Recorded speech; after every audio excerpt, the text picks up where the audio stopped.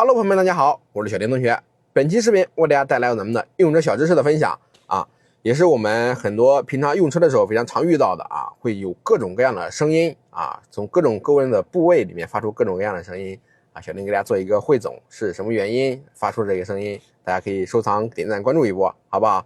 然后有车上用品需求的，小丁的车里面逛一逛，有需要的可以支持一下，好吧？咱们先进入正题。首先第一个声音啊，就是咱们刚启动车辆或者刚通电，或者是你刚熄火的时候呢，会有体现那种滋滋滋滋那种电流声啊，或者是这个呢，是因为咱们车内的这个第一个啊，车辆自检的时候有这个电流声，这是正常的啊。然后第二个的话就是你那个发动机里面的节气门打开关闭的声音，这个也是正常的啊。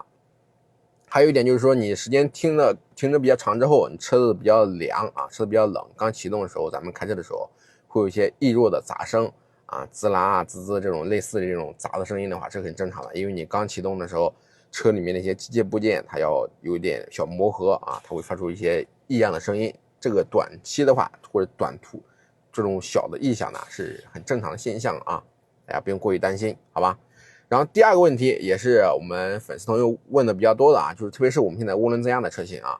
我一深踩油门的话，它有那种呲呲呲呲呲那种声音啊。其实它是那种可以理解为就泄压阀那种声音啊，呲呲的声音。一般的新车啊都不会有什么太大的问题的啊。但是如果说你这个声音比较异常的大，或者是异常时间长的话啊，可以去店里去检查一下。主要检查哪一块啊？看一下你的排气系统、排气管道上面连接的部分，那些垫片有没有断裂啊，或者有泄漏的地方。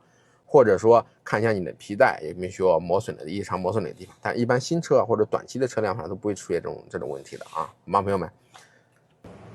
然后第三个问题的话，这个问题比较常见了啊，特别是现在夏天啊，天气比较热的一个情况下的话，咱们你会发现你刚熄完火停车之后呢，发动机里面发出那种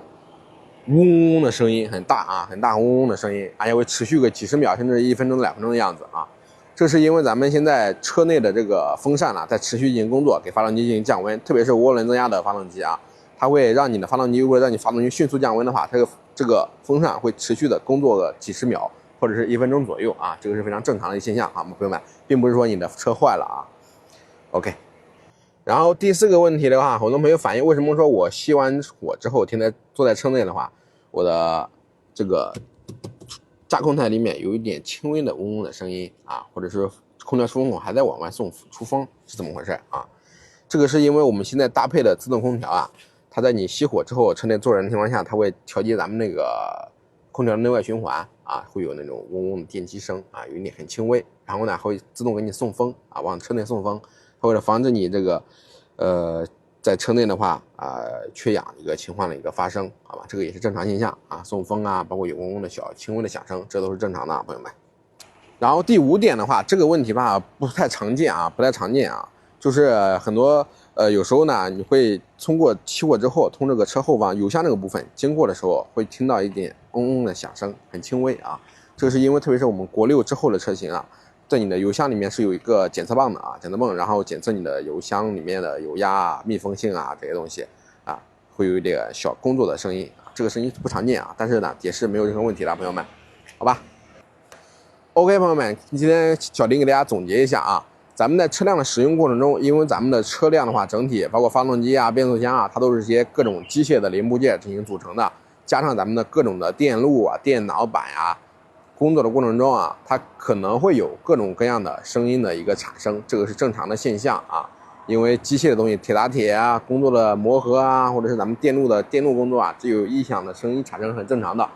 但是的话，如果这个声音是持续的时间比较长，或者出现的频次非常之高的话，影响到你正常驾驶的话，一定要去当地的正规4S店进行检测啊，千万不要嫌麻烦啊，去检测。对咱们用车带来一定的保障，因为检测是不会花钱的啊，朋友们，不花钱的啊。